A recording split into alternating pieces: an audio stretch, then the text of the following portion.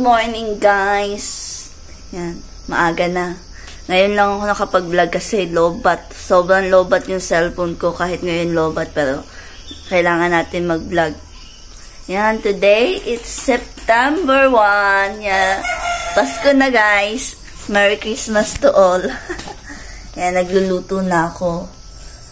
Ano lang, itlog lang yung lulutuin ko, tapos nandito si Faith. Gising na si Faith. And then naghahanda na ako ng pagkain para mamaya si Hope na lang yung gigisingin natin. And then maliligo kami ni Faith ngayon. So, yan. September 1. Welcome to Bear.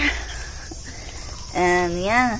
Magluluto na muna ako guys. And then maliligo kami ni Faith. And then ganun na. Abangan nyo na lang yung mga susunod. So, mamaya ulit.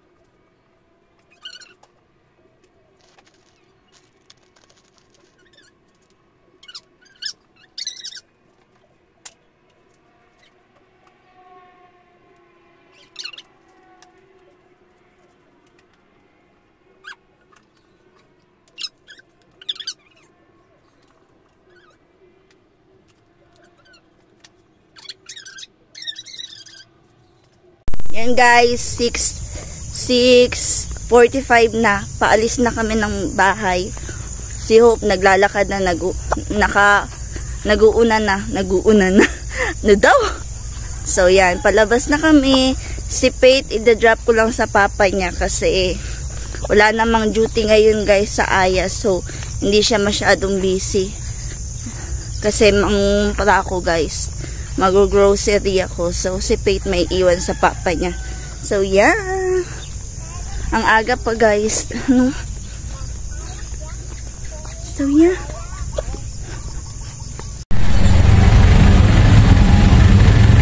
Napunta na kami ng school. Na-drop ko na si Faith.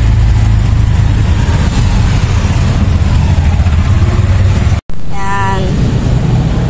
Magsulat, Hope, ha? Tingnan na kay ma'am. Good morning, ma'am. Dito lang ka na muna to, no? Dito lang ka na muna to. Oh, bitaw ni Gord. Dato mo.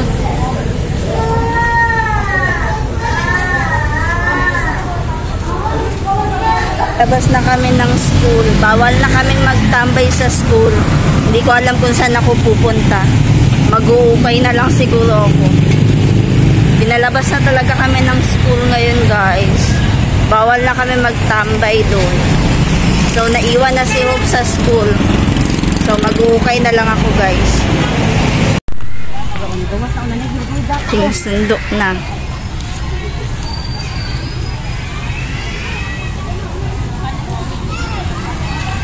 Wala na di ay?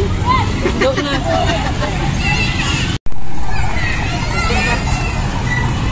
Hello, Langge.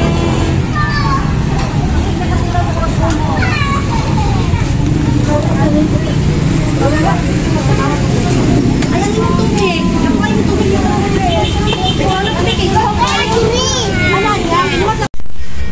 Hi guys! Ayan, nakauwi na kami ni Hope. Nangumpra din ako guys. Then, ang dami kong naukay. Grabe, ang dami kong naukay guys. Yan. Nag-bargain sila tag 1 15, tag 15, tas may tag 25 din. Hop, ibutang sa dito. Yan. Hindi na kasi kami pwede sa school. Bawal na kami pumasok. Sa gate na lang talaga kami. Kung papasok man kami, ano lang, lalabas din agad. Bawal na talagang mag-standby sa loob. Buti na nga lang hindi ko nasama si Faith. Kay nasama ko, abot na lang. So, yan. Tingnan nyo yung mga naukay ko, mga ang gaganda. Okay.